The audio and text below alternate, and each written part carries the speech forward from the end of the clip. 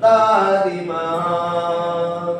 नमन चरण में करे रहे अनुनय से कर जो, कदम कदम बढ़ते चले मोक्ष महल की ओर।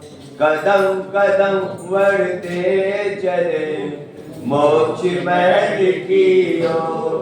और अनंता अनंत सिद्ध परमेश्वरी भगवान की जय। श्री आदिनाथ भगवान की जय। श्री पार्श्वनाथ भगवान की जय। श्री महावीर भगवान की। आचार्य बाबा श्री विराट सागर जी महाराज की। आचार्य बाबा श्री विशेषागर जी महाराज की। मुनि महाराज की जय।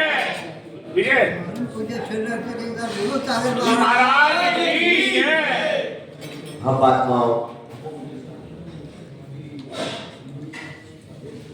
आचार्य भगवान यहाँ पर आपको कुछ बताने जा रहे हैं और आचार्य भगवान कुछ तुम्हें समझाने के लिए कुछ तुम्हें बोल रहे हैं कि यह वह आत्माओं कुछ मेरी बात को समझ। आचार्य भगवान यहाँ पर कह रहे हैं और आए तुमको वो समझाने जा रहे हैं कि सदग्रस्त विचार करना। अभी वर्तमान में अगर कहा जाए तो हम सभी भोगी ग्रस्त हैं। कौन है? कौन से ग्रस्त है? भोगी। क्योंकि अपन अभी इंद्रियों के ही विषयों में लगे। सदग्रस्त बनने के लिए हमें क्या करना पड़ेगा? और यहाँ पर आचार्य कहते हैं कि आज तुम्हारी परीक्षा है। क्या है? परीक्षा। आज तुम सब लोगों की परीक्षा है और आपको यहाँ पर अब बताया जाएगा सदग्रस्त के कितने पेपर होते हैं और एक पेपर में भी अगर फेल हो गए,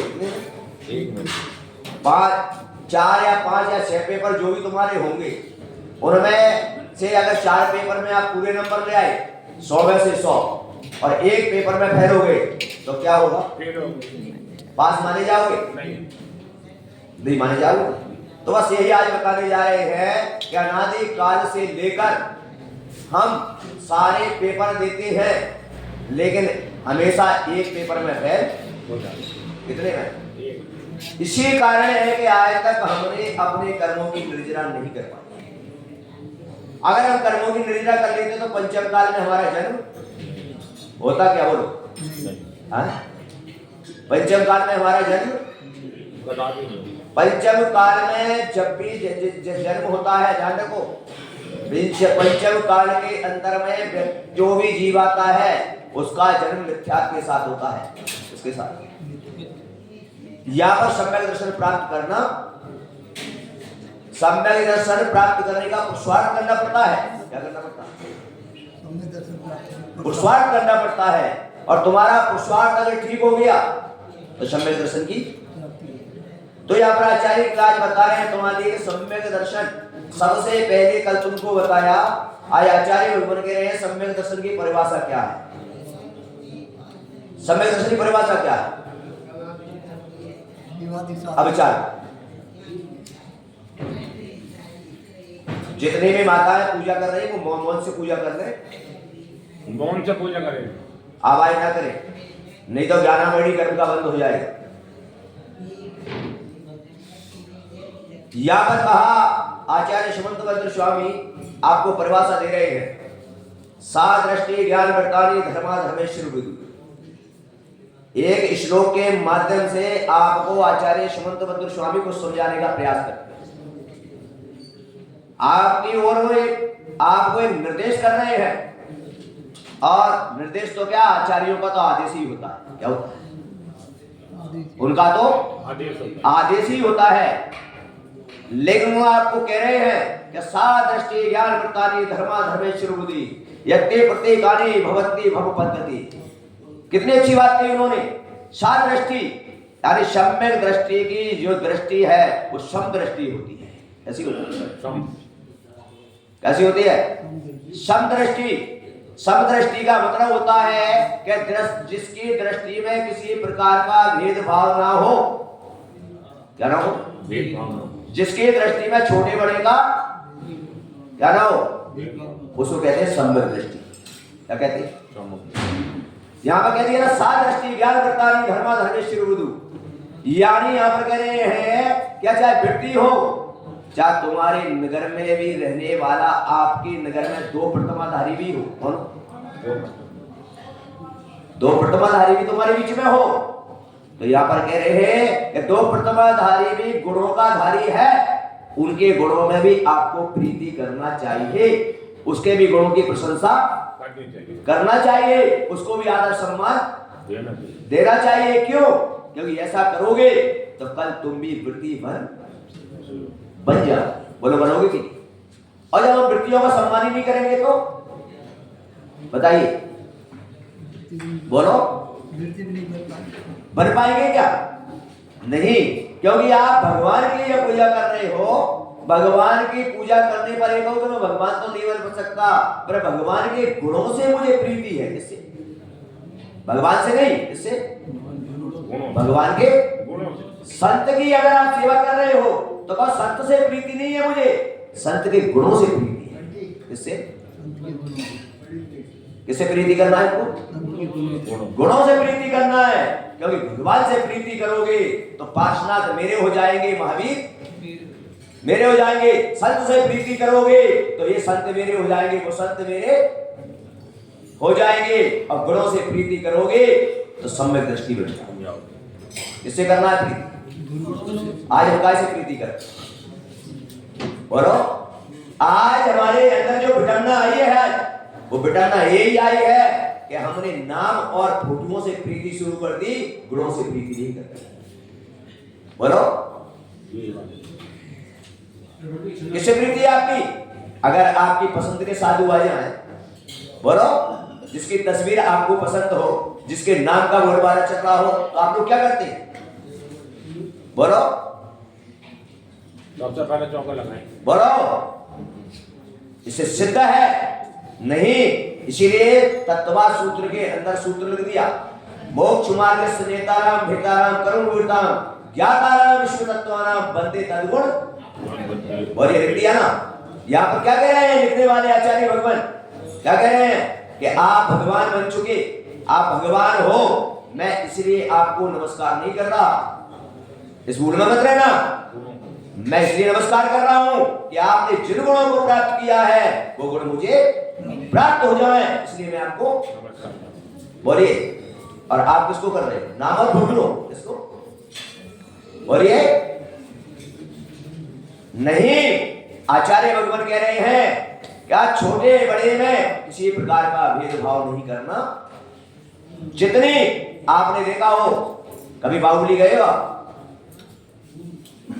गोमटेश बाहुबली गए हो ना? मैं भी गोमटेश बाहुबली की यात्रा जा रहा हूँ। क्या वहां पर एक धर्मस्थली है? क्या है? धर्मस्थली है। आपने देखी ना? हाँ जी। धर्मस्थली में वीरेंद्र हेगड़े हैं। हाँ जी है। बताया ना आपको? वो है एक सम्यक दृष्टि जीव। क्या एक लोग ध्यान रखो, वहां के अंदर में अगर राष्ट्रपति भी पहुंच जाए, प्रधानमंत्री भी पहुंच जाए, तो वो सिंहासन से उठेगा नहीं। सिंहासन पर बैठता है, इस पर, और सिंहासन से नहीं उठेगा। वहां कोई भी पहुंच जाए उसको लुंगी लपेट के उसकी सभा में बैठा। लेकिन ध्यान रखो, वहां पर अरे आचार्य और मुनि की तो बात क्या कहूं मैं, एक ब्रह्मचारी भी अगर पहुंच जाए, कौन? अगर ब्रह्मचारी भी पहुंच जाए, सामने से दिख जाए तो सिंहासन से उठकर खड़ा हो जाए। बोलो, एक ब्रह्मचारी भी पहुंच जाए, उसके लिए सिंहासन से खड़ा हो जाएगा, उसे चरण स्पर्श करेगा और उससे आने का पूछेगा, और उसकी पत्नी उसको सब भोजन बनाएगी क्या, और उसको भोजन कराएगी। उसके बाद उससे पूछेंगे कि आपको कहां जाना है, आपके लिए क्या व्यवस्था चाहिए।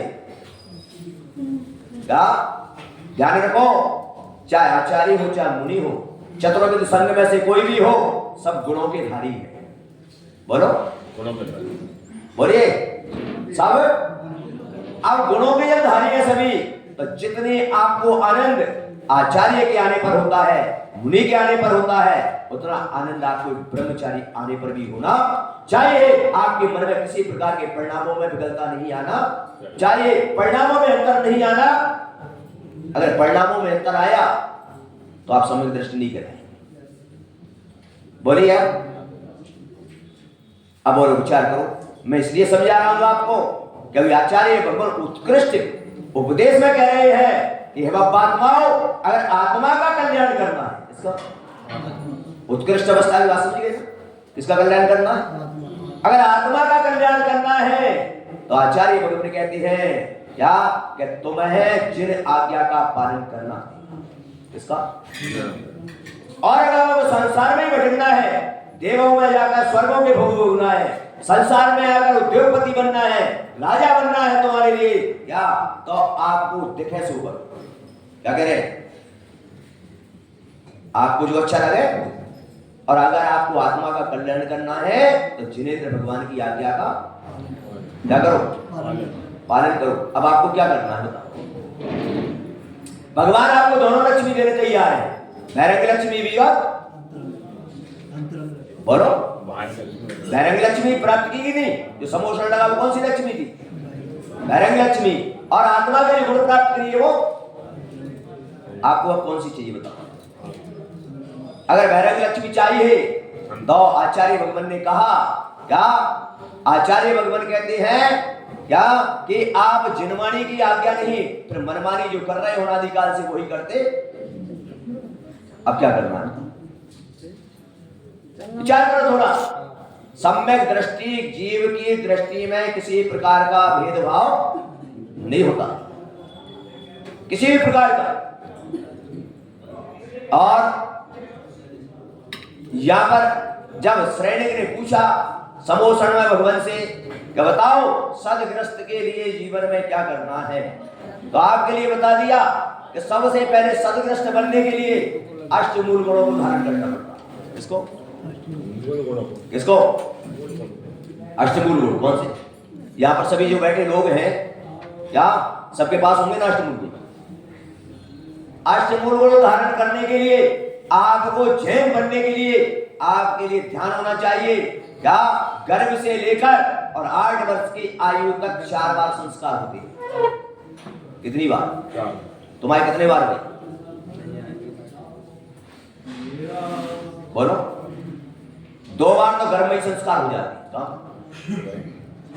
और उसके बाद जब जन्म होने के बाद जब 45 दिन होते हैं ना तब जाके संस्कार होते हैं। फिर 8 वर्ष की कितनी बार हुए तुम्हारे संस्कार? क्या हो ध्यान रखो, जिस प्रकार भगवान की प्रतिष्ठा होती है, भगवान के ऊपर मंत्र लिखे जाते हैं, जब हम साधु की दीक्षा होती है तो उसके सिर पर भी मंत्र लिखे जाते हैं, उसी प्रकार आपको श्रावक जैन बनने के लिए आपके ऊपर भी संस्कार मंत्र लिखे जाते हैं। बताओ। और अष्टमूल गुणों को धारण करना, सबसे पहले कहा सदग्रस्त को क्या करना? अष्टमूल गुणों को धारण करना। अब अष्टमूल गुणों में मध्य मास मधु का त्याग, 5 उदंबर फलों का त्याग, मध्यानि शराब। अपन जैन लोग शराब तो पीते ही नहीं है, शराब तो अपन पीते नहीं है क्या, लेकिन पीने वाली दवाई में क्या मिली होती है बोलो? जो पीने वाली लिक्विड दवाई होती है उसमें क्या मिला होता है? मिला होता है कि नहीं बोलो?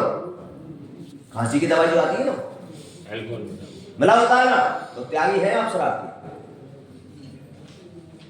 मांस भी कोई नहीं खाता जी, लेकिन शास्त्रों में लिखा है रात्रि भोजन करना किसके समान है? रात्रि भोजन करना मांस के समान है, और पानी पीना लिखा है कि नहीं बोलो? ये जिन आज्ञा है। किसकी आज्ञा है?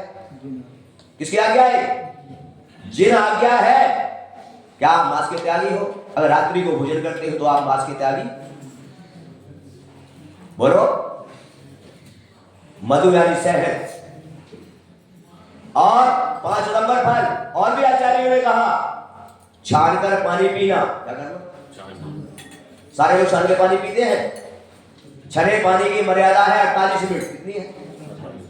एक बार पानी छानेंगे उसकी मर्यादा 48। उसके बाद पानी क्या हो जाता है? अनछना हो जाता है। छान कर पानी पीना। नित्य देव दर्शन करना। नित्य देव दर्शन का मतलब क्या है? एक दिन भी हमारा दर्शन नहीं छूटे। आप अगर हॉस्पिटल में भी हैं, बेहोश पड़े हो, लेकिन जैसे याग निकले वैसे ही कहना बगैर जिनेंद्र भगवान के दर्शन के मैं मुंह में पानी भी गिरे हैं। इसे कहते हैं नित्य और रात्रि भोजन का त्याग। किसका? रात्रि भोजन का त्याग। सबका त्याग है। रात्रि भोजन का त्याग शास्त्रों में कहा, चारों प्रकार के आहार का त्याग रात्रि भोजन त्याग माना गया। क्या माना गया? चारों प्रकार के आहार का त्याग को रात्रि भोजन का त्याग माना गया है। क्या अब रात्रि में अगर पानी भी पीते हैं या दूध भी लेते हैं तो आप रात्रि भोजन के त्यागी नहीं है, अन्न का त्याग किया है। मात्र अन्न के त्यागी हो, रात्रि भोजन के त्यागी नहीं। किसके त्यागी है? आपने कहा रात को अन्न नहीं खाऊंगा, तो किसके त्यागी हुए? अन्न के। रात्रि भोजन के त्यागी हुए क्या? नहीं हुए। क्यों? कि रात्रि में हम कुछ ना कुछ ग्रहण। अब बताइए, यहां पर आचार्य कह रहे हैं जब आप सदगृहस्थी नहीं है, क्या नहीं है? और आचार्य भगवान और भी कह रहे हैं कि जो अष्टमूल गुणों का धारी नहीं है, क्या नहीं है? जो अष्टमूल गुणों का धारी नहीं है, सप्त व्यसन का त्यागी नहीं है। सप्त व्यसन जानते हो ना? जुआ खेलना, मांस खाना, शराब पीना, चोरी करना, वैश्यवृत्ति करना, परस्त्री सेवन करना, शिकार करना, ये सब क्या है? इनका त्यागी नहीं है। तो आचार्य कुंद स्वामी को और बड़ी बात लिख रहे हैं और वो कह रहे हैं जो अष्टमूल गुणों का धारी नहीं है, जो सप्त व्यसनों का त्यागी नहीं है, वो अभिषेक करने का पात्र नहीं है। और भी बड़ी बात लिखती है, इसका पात्र नहीं है।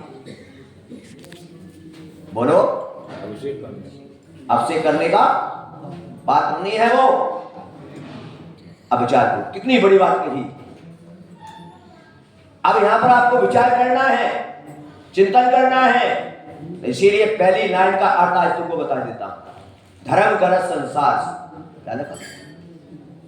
हमारे जीवन के अंदर में जो हम धर्म कर रहे हैं, जो क्रिया कर रहे हैं, उनमें जिन आज्ञा का पालन नहीं कर रहे, क्या जैसा बताया भगवान ने वैसा नहीं कर रहे। बोलो, कर रहे हो क्या?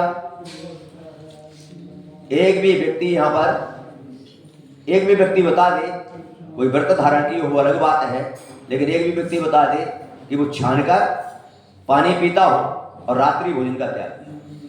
मुझे बता, पानी की मर्यादा बता दीजिए। मैंने एक बार छानने के 48 मिनट की मर्यादा है, उसके बाद पानी अनछना हो जाता है। ये बात ध्यान रखें। रात्रि भोजन का बता दिया, चारों प्रकार के आहार का, और सूर्य अस्त होने के 24 मिनट पहले भोजन हो जाना चाहिए। और 24 मिनट अगर निकले, इधर बोला, कई बार बात आती है कि महाराज दिन में भोजन करने बैठ गए, रात्रि हो गई तो क्या बैठ हो गया दिन में करने? बोलो, कई लोगों की ऐसी नहीं बंधुओं। अब आपको मैं इसलिए बता रहा हूं, आप जो कर रहे हो उससे आचार्य भगवान कहते हैं जो आप कर रहे हो उससे मुझे प्रयोजन नहीं है, पर मैं आपको सिद्धांत बता रहा हूं कि आपके कर्मों की निर्जरा। आप जो कर रहे हो वो तो तुम करोगे ही, लेकिन आचार्य ने कहा मैं आपको सिद्धांत बता रहा हूं कि सिद्धांत क्या कह रहा है, और सिद्धांत के अनुसार जिन आज्ञा का पालन करोगे तो आचार्य भगवान कहते हैं क्या तुझे ज्यादा समय नहीं लगेगा परमात्मा बनने में, तू भी भगवान बनकर। लेकिन कब बनेगा? जब जिन आज्ञा का आप लोग सबकी आज्ञा का पालन करते हो। बोलो, करते हो? पत्नी की करोगे, बेटा की करोगे, पड़ोसी की करोगे, राजा की करोगे, क्या दोस्त की करोगे, सबकी आज्ञा का पालन करोगे। लेकिन जिन आज्ञा का, बोलो, डॉक्टर अगर आपको कह दिया अभी कि आपको डायबिटीज है, मीठा छोड़ दो, तो क्या करो? बोलो, वो डॉक्टर एक ही बात कहेगा मीठा खाओगे तो मर जाओगे, तो तुम मीठे की तरफ नजर भी। लेकिन जिन आज्ञा तो बहुत पहले से चल रही है, अनादिकाल से चल रही है, उस पर अपना ध्यान बोलो जा रहा है। इसीलिए यहां पर आचार्य भगवान ने कहा, राजा शरण्य को बोल दिया कि आपको क्या करना है? बोले अष्टमूल गुणों को धारण करो, सप्त व्यसन का त्याग करो, और अब तुम्हारे पेपर आ रहे हैं। क्या आ रहे हैं? 6 आवश्यक कर्तव्य का पालन करो। क्या करो? आवश्यक कर्तव्य का पालन करो। कितने पेपर है? 6। कितने है? 6 आवश्यक कर्तव्य है ना, तो कितने पेपर हो गए? अब 6 पेपर तुमको दिए जा रहे हैं। कितने? 6 पेपर। और 6 पेपर आपको देने दिए, और 6 पेपर में आप कितनों में पास होना चाहते हो? 6 होना चाहते हो। तो यहां पर आचार्य भगवान ने कहा, रैणसार ग्रंथ है, कुंद कुंद स्वामी का लिखा हुआ, आचार्य कुंद कुंद स्वामी का लिखा हुआ रैणसार ग्रंथ है। और रैणसार ग्रंथ में 6 आवश्यक कर्तव्य का वर्णन करते हुए उन्होंने लिखा, क्या कहा कि परिभाषा क्या है, वो धर्म क्या है? बोले कर्तव्य में धर्म, कर्तव्य हमारा, परिभाषा दी, कर्तव्य में धर्म, कर्तव्य हमारा धर्म है। क्या एक व्यक्ति एक बार प्रवचन चल रहा है, एक व्यक्ति खड़ा हो गया, महाराज मैंने थोड़ा दूसरी परिभाषा पढ़ी है, मैंने कहा बता दे, तेरी भी सुन लेता हूं। क्या तुम भी बोल दोगे? भी शास्त्रों में तो रहा है, वस्तु स्वभाव धर्म, आत्मा का स्वभाव, हाँ ज्ञानी ज्ञानी आत्मा है, सब बोल देते। लेकिन कब है ये विचार किया क्या? जब आप सदग्रस्त बनोगे तो आपके लिए कहा है कर्तव्य में, कर्तव्य हमारा धर्म है। वस्तु स्वभाव धर्म कब बनेगा? तब आप चारित्र को धारण कर लोगे। और जब परमात्मा बन जाओगे तब आत्मा स्वभाव बोलो। अभी तो कौन है अपन? अभी तो ग्रस्त श्रावक ही नहीं है, और अपन कहां की बात करें? तो कर्तव्य में धर्म, तो आचार्य कुंद कुंद स्वामी ने रैणसार ग्रंथ में परिभाषा लिखी है। और उन्होंने कहा कर्तव्य क्या है? तो उन्होंने कहा दानम पूजा मोक्षम श्रावक धर्मम। श्रावक का धर्म क्या है? रोजाना चतुर्विध संघ को, इसको रोजाना चतुर्विध संघ को जो हार दान देता है और अष्टद्रव्य से भगवान की पूजा करता है, क्या वो श्रावक का धर्म है? क्या है वो? श्रावक का धर्म है। अब यहां पर आपने कहा मंदिर में आए, अभिषेक कर लिया, पूजा कर ली, अब देव पूजा क्या होगी तुम्हारी? पहला कर्तव्य हो गया ना, कौन सा? देव पूजा। तो दूसरा कौन सा? गुरु उपासनी। गुरु उपासनी का मतलब क्या है? गुरु उपासनी का मतलब है गुरु की उपासना। किसकी? गुरु की। और गुरु की उपासना कैसे होगी? जब तक नगर में हमारे घर पर साधु का आहार ना हो जाए तब तक हम भोजन पानी ग्रहण ना करें, यह गुरु उपासना। कब तक? जब तक साधु का, मुनि, आर का, छुटलक छुटका या कोई ब्रह्मचारी, कौन? जब तक मेरे घर पर इनका आहार ना हो जाए तब तक मैं भोजन पानी, ये गुरु उपासना है। दूसरे पेपर में है, पहला पास करिए, दूसरे में क्या हो गए? है हो गए कि नहीं बोलो? तीसरा पेपर स्वाध्याय। स्वाध्याय का मतलब क्या है? स्वाध्याय का मतलब है जो हम शास्त्र पढ़ते हैं, ये तो मात्र हमारे लिए एक, यहां पर हमारे आचार्यों ने हमारे ऊपर उपकार कर सचखंड आगम ग्रंथ में इन शब्दों का संकलन किया है। उससे पहले ग्रंथ नहीं थे, उससे पहले क्या किया उसमें? क्यों? क्योंकि हमारे पास ज्ञान का उपशम कम होता जा रहा, इसलिए हमारे पास वो ज्ञान नहीं बचा, इसलिए ग्रंथों में स्वाध्याय और संयम। क्या है? संयम। 5 इंद्रिय और एक मन को वश में करना, और सटकाए के जीवों की बोलिए, सटकाए जीवों की रक्षा करना, और 5 इंद्रिय एक मन को कंट्रोल में रखना। अब बताओ विचार, अब मंदिर में आप आते हो, कहां पर आते हो? जितने भी माताएं बैठी हैं, पुरुष बैठे हैं, ईमानदारी से बताना, ये भगवान का मंदिर है। क्या है? अब भगवान के मंदिर में चिंता करके आना चाहिए, चिंतन करने के लिए आना चाहिए। तुम काहे के लिए आए? तुम्हें चिंता लगी है? क्या लगी है? चिंता लगी। बोलो, चिंता लगी है। सवेरे उठ कर जाना है, मुझे भगवान का अभिषेक करना है, फिर मुझे दुकान खोलना है, या मुझे ये काम करना है, यहाँ पर कोई जल्दी आ गया, मुझे जल्दी अभिषेक करने दे, मुझे जल्दी काम से जाना है, ये माता मुझे 6 पूजा करना है। क्या मेरा नियम है? मुझे 6 पूजा करना है, वो पुरुष करना, मुझे पूजा करना है। एक चिंता हो गई। क्या हो गई? चिंता। बोलिए, मुझे 6 पूजा भी करना है, मुझे तत्वासूत्र भी पढ़ना है, मुझे 4 माला भी फेरना है, और समय है मेरे पास कितना? 1 घंटा या आधा घंटा, इतने मुझे सारे काम। तो चिंतन हुआ कि चिंता हुई? बोलो। चिंता हुई। क्या हुई? चिंता। और चिंतन कभी भी परिणामों की विशुद्धि नहीं कर सकते। चिंतन करो। क्या करो? यहां पर भगवान का अभिषेक करने आते हो, पूजा करने आते हो, चिंतन में डूब जाओ। क्या कि मैं मेरी आत्मा के परिणामों को विशुद्ध करने के लिए पूजा कर रहा हूं, मैं लगे हुए राधिका के पापों को छकरने को पूजा कर रहा हूं। और अभिषेक करते करते, पूजा करते करते मन में चिंता लगी है, जल्दी से काम हरा जाके बैठ गए, मैं दुकान खोल लेता जाके, कहा मैं बैठ गया पूजा कर लेता। अरे मेरे भाई, ये पूजा तो समोसरण में। किसमें? कल बताया ना मैंने तुमको, समोसरण में पहली भूमि से लेकर 7वीं भूमि तक वहां पर बड़े बड़े जिनाले बने हैं। क्या बने? वहां पर नाटशालाएं बनी है, वहां पर झूले लगे हुए हैं, अनेक प्रकार की सुंदरता है। लेकिन ध्यान रखो, क्रिया तो हमने समोसरण में भी की। कहां पर? उन जिनालों में गए, हम बंदना की, हमने पूजा भी की वहां पर, लेकिन वहीं तक रह गए। और अब जो आत्मा होती है, 7वीं भूमि के पास स्तूप बने होते हैं बड़े बड़े, उन स्तूपों के वो उस पार अष्टम भूमि में प्रवेश नहीं कर पाता है, वो वहीं से लौटकर आ जाता है।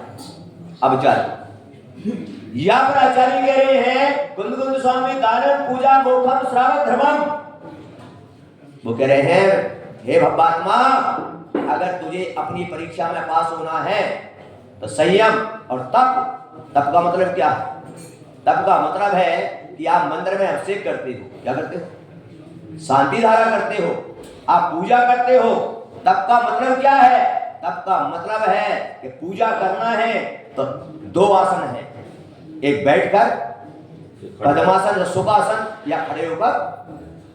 अब आचार्य ने कह दिया कि जैसे ही शांति धारा शुरू हो जाए, क्या हो जाए? शांति, हमारे पैर हाथ हिलना बंद हो जाए, स्टेचू जैसे खड़े हो जाओ। या तक कह दिया आचार्यों ने थे कि अगर शांति धारणा चल रही है, कान में आवाज आ जाए तो व्यक्ति को जहां भी खड़ा हो जाना चाहिए। अगर आवाज वहां गई तो वहीं खड़ा हो जाएगा, हिलने की। अब बताओ हम क्या करते हैं? ऐसा आचार्य कहते हैं, पूजा करते समय आप अगर खड़े हुए पूजा करने के लिए और आपने स्थापना कर दी, उसके बाद ध्यान रखो आपके दोनों पैर समसहित लगे रहेंगे। पैर अगर आपने आगे पीछे कर दिया, एक पैर उठा के ऊपर कर दिया, यानी आपका तप नहीं हो रहा। आप सुखासन से पूजा करने बैठ गए, आपका ये बदलना नहीं चाहिए, जैसे बैठ गए वैसे बैठ जाओ। पूजा में किसी भी प्रकार की सामग्री की आवश्यकता पड़ जाए, कोई आ रहा हो, कोई जा रहा हो, आपको अपने स्थान से उठना क्या नहीं करना। बस पूजा करते समय ध्यान रखें, अगर कोई गुरु आ जाते हैं तो अपने स्थान पर, इधर उधर नहीं, अपने स्थान पर ही खड़े हो बस, और खड़े होकर उनकी विनय करके पुनः वहीं पर क्या करें? बैठ जाओ। तो क्या तप और दान? तो दान के लिए सभी पढ़ते हो 10 लक्षण में, दान 4 प्रकार 4 संग को, और आया कि नहीं आया? अब यहां पर सदग्रस्त क्या करता है? जब सदग्रस्त ये नियम लेता है तो सदग्रस्त ये नियम लेता है क्या कि मैं सप्तम संग का त्यागी हूं, 6 आवश्यक कर्तव्य का पालन करूंगा रोजाना, और अष्टमूल गुणों को धारण करूंगा, और अभक्ष का सेवन नहीं करूंगा। मेरे घर पर शुद्ध भोजन बनेगा, मैं उस शुद्ध भोजन में से पहले चतुर्थ संग के लिए आहार दान दूंगा, उसके बाद मैं स्वयं का भोजन करूंगा। यह है सदग्रस्त। कौन है? किसी का सदग्रस्त यहां पर? क्या आप ऐसा करते हो? नहीं करते। कोई बात नहीं, आचार्य कहते हैं, हे भगवात्मा, अगर इतना नहीं कर पाता तो कम से कम, वैसे तो सदग्रस्त के लिए रोज शुद्ध भोजन का इसलिए कहा कि वो तभी माना जाएगा, नगर में साधु भी ना हो तो भी दरवाजे पर खड़ा होकर उसको पड़गान विधि करना। अब बताओ, यहां पर कर्मों की बात चल रही है, निर्जरा की, इसकी, और सुख की बात चल रही है। कौन सा सुख की? आत्मा के, उसकी बात चल रही है, संसार सुखों की बात नहीं चल रही। ऐसा आचार्यों ने कहा, और ऐसा विचार करने पर, मैं तो विचार करता हूं, मैं तो चिंतन करता हूं, क्या आज सबसे बड़ी विडंबना है क्या कि तुम्हारे मंदिर के अंदर में आप बड़े बड़े जिनालय बनाते हो, बड़ी बड़ी प्रतिष्ठाएं कराते हो, और बड़े बड़े, ये किसका मंदिर है? रागियों का या बैरागियों का? बोलो बोलो, ये भगवान कौन है? तो किसका मंदिर है? वीतरागी का। और जब वीतरागियों का मंदिर है तो ध्यान रखो, क्या जब आपको एक पुण्य मिल जाएगा कि भगवान की जो स्थापना मैंने यहाँ पर कर दी, आप पूजा करते हो, देव शास्त्र गुरु तरफ संबुधा आवाहन, क्या करते हो? किस पे स्थापना कर रहे हो उनकी? धोने में। किस पर? अब मैं आपसे पूछना चाहता हूं, हे बाबा आओ और साक्षात गुरु सामने आ जाए तो क्या करते? जिसकी स्थापना कायम कर रहे हैं और साक्षात आ जाए तो विचार करो। इसीलिए यहाँ पर आचार्य ने 6 पेपर दिए तुमको, बोले 6 आवश्यकता पहले ग्रस्त के, और 6 आवश्यकता उन्होंने कहा आप 5 पेपरों में पास हो गए और एक में फेल हो गए तो आप फेल मारे जाओगे। क्या मारे जाओगे? और जब बार बार फेल होंगे तो क्या होगा? तो हमारी बस अनादि काल से यही गलती हो रही है कि पेपर तो देते हैं, परीक्षा में तो बैठते हैं, लेकिन कहीं ना कहीं कोई ना कोई पेपर में क्या हो जाता है? फेल हो जाते हैं। ये बात्माओं, ऐसे पेपर में आपको पास होना है तो आज एक ही सूत्र दिया जा रहा है तुम्हारे लिए, क्या कर्मों की निर्जरा करने का भाव हो, इन संसार के दुखों से छूटने का भाव हो, तो अपने आवश्यक कर्तव्य का पालन करो। क्या करो? आवश्यक। क्या कह रहे हैं आचार्य गुरु स्वामी? क्या कह रहे हैं? वो कह रहे हैं, हे बाबात्मा, तू 1 रुपए का दान दे पाना मत दे पाना, 1 करोड़ का दान दे पाना मत दे पाना, ज्यादा विकल्प मत करना, लेकिन आवश्यक कर्तव्य जब न कर पाए तो अपने आप को धिक्कारना कि मैं अपना आवश्यक कर्तव्य। बोलो, बस ध्यान रखो, अपना शुद्ध भोजन बना के भगवान की एक मुट्ठी तरफ से पूजा कर दी तुमने, और क्या साधु संत को 1 अंजलि अगर जल भी पिला दिया तुमने, क्या तो समझ लेना तुम्हारा कर्तव्य पूरा हो गया। और एक कर्तव्य नियम से शास्त्रों में लिखा हुआ है कि परंपरा से मोक्ष का कारण है। किसका? मुनि साक्षात मोक्ष का कारण है, और श्रावक का ये धर्म परंपरा से इसका कारण। ऐसा धर्म अब तुम बताओ, धन कमाने में लगे हो और फिर भी कहते हो हमारे पास क्या नहीं है? बोलो, सब काय में लगे हैं धन कमाने। अब आपको मैं एक ऐसा आपको फार्मूला बता देता हूं, क्या कि तुम्हारे पास धन ही धन आ जाए। क्या जाए? अब यहाँ पर हम देखें कि धर्म कर संसार से, तो यहाँ पर विवरण जब मैंने पढ़ा शास्त्रों में तो मेरे दिमाग में एक बात आई, तुम भी ध्यान रखना। जब राजा श्रेणी ने पूछा तो भरत चक्रवर्ती का नाम आया। किसका नाम आया?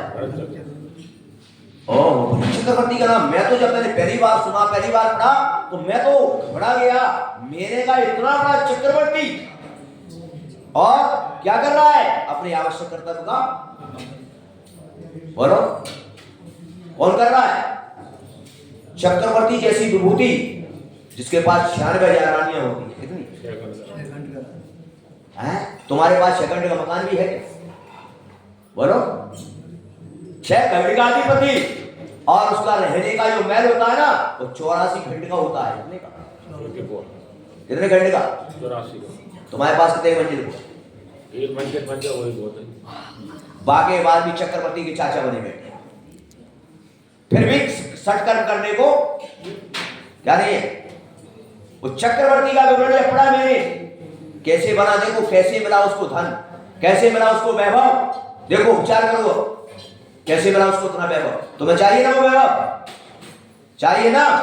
देखो, जब पिछला जन्म उठाकर देखा जाता, जब राजा वज्रजम क्या, और जब मुनि को हार दे रहा था, क्या करना? मुनिराज को दे रहा था अपनी पत्नी के साथ, और जब हार दे रहा था तो वहां पर त्रिंच गति के जीव, कौन से? नेवला, बंदर, सर पर। क्या ये वहां पर उस आहार को देख रहे हैं। देखिए, अब तुम्हारे लिए कैसी संपत्ति मिलेगी आप देख लेना। क्या तुम दिन रात मेहनत करते हो, बोले महाराज समय नहीं है, व्यक्ति कहता है मेरे पास समय नहीं है, और पलट के देखो तो है भी कुछ नहीं, समय भी नहीं है और कुछ है। बोलो पल्ले भी नहीं है। हो रहा है कि नहीं स्थिति? क्या समय भी नहीं है और कुछ है? है भी नहीं। बोलो अब क्या करोगे? दोनों तरफ से गए हम तो।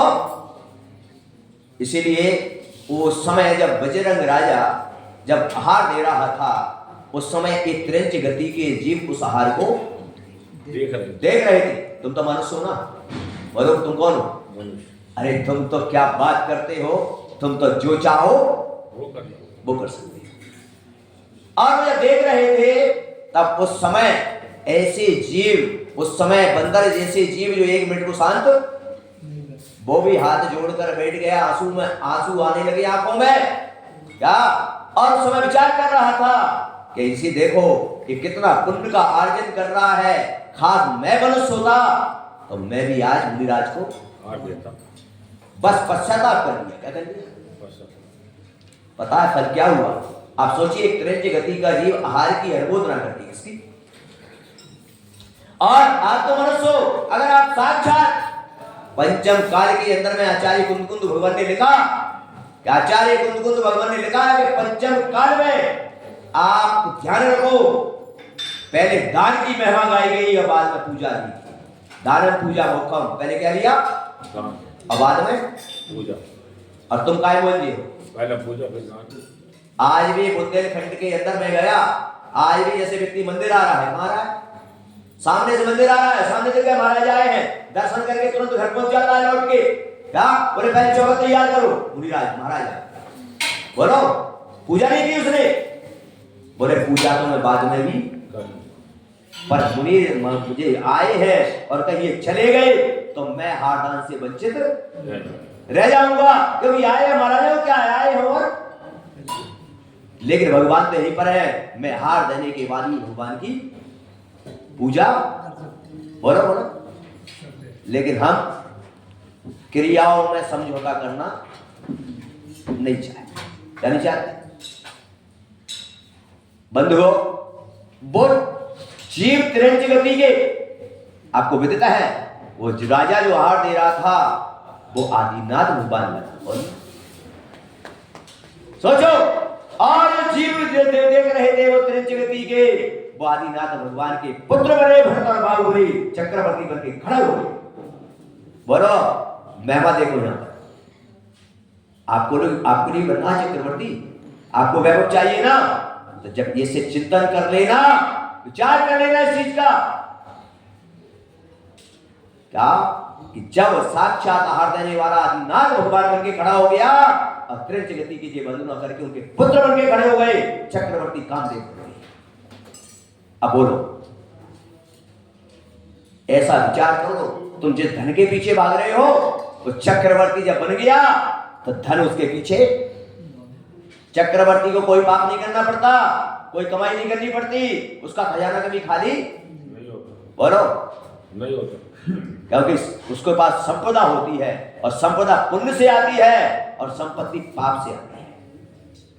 क्या आप जो भी कमाने जाओगे ना, 5 पाप होते हैं उसमें, कितने बोलो होते हैं कि हिंसा भी होगी, झूठ भी बोलना पड़ेगा, चोरी भी है, कुसील भी है, और बोलो 5 पाप के बगैर आप, बोलो 5 पाप के बगैर आप धन अर्जन नहीं कर सकते। और चक्रवर्ती को कुछ भी करने की ऐसा आपको वैभव चाहिए तो पहला समझ गए ना, धर्म कर संसार सुख, यह है धर्म।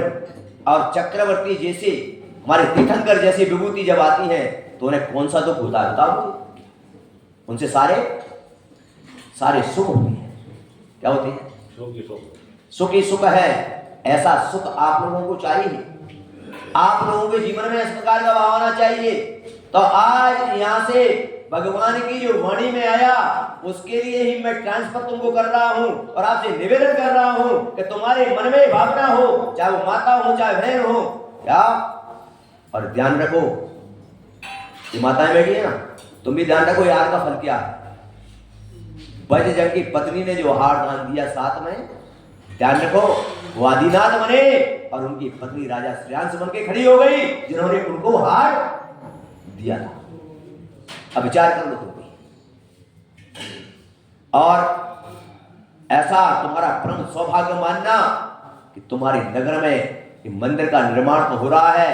भगवान से प्रार्थना किया करो कि भगवान आपका अभिषेक कर लिया, मैंने आपकी पूजा कर ली, मैंने शास्त्र का स्वाध्याय कर लिया, हे भगवान मेरा एक पुण्य और जाग जाए कि सामने मंदिर से निकलूं और मेरे घर में शुद्ध आहार बना है, सामने मुझ क्षत्रियों के संग में से कोई भी संग का फिर नजर आ जाए और मेरा जीवन धन्य हो जाए, मेरा आहार दान का भी कर्तव्य पूरा हो जाएगा और मैं अपने जीवन में धन्य हो जाऊंगा। ऐसी भावना है क्या? ऐसी भावना रोज भाव। लेकिन आज बड़ी विडंबना हो गई, आज बड़ी विडंबना हो गई। मंदिर के अंदर में सारे लोग यहाँ पर अभिषेक पूजा करने के लिए लगे हैं, जैसे सूचना आ जाए महाराज आ रहे हैं, क्या उथल पुथल मच जाएगी। क्या भाई साहब कौन लाया महाराज, कौन लाया महाराज, चौका कौन लगाएगा, कौन व्यवस्था करेगा? ओहो क्या हो गया? आचार्य भगवान कहते हैं क्या, अगर तुम आराम कर रहे हो, क्या कर रहे हो, और आराम में तुम्हें रिलैक्स मिल रहा है, क्या मिल रहा है, तो समझ लेना तुम्हारे अशुभ कर्म का बंध शुरू हो गया। क्या हो गया? और भगवान की पूजा करते करते क्या आहार दान देते देते और भी दान देते देते अगर आराम में भी तुम्हारे लिए थकान पैदा होती है, ओहो क्या मैं आराम कर रहा हूं, मुझे थकान पैदा हो रही है, और तब तुम्हें लगने लगे कि भगवान की पूजा करते करते, दान देते देते, साधु की सेवा करते करते मुझे आज तक थकान, समझ लेना तुम्हारे शुभ कर्म का क्या आ गया। बोलो संसार के काम करते करते तो थकते नहीं है क्या? बोलो थकते हैं क्या? और धर्म करते करते क्या हो जाती है? थक जाते हैं। बोलिए, अपने आप में चिंतन कर लेना।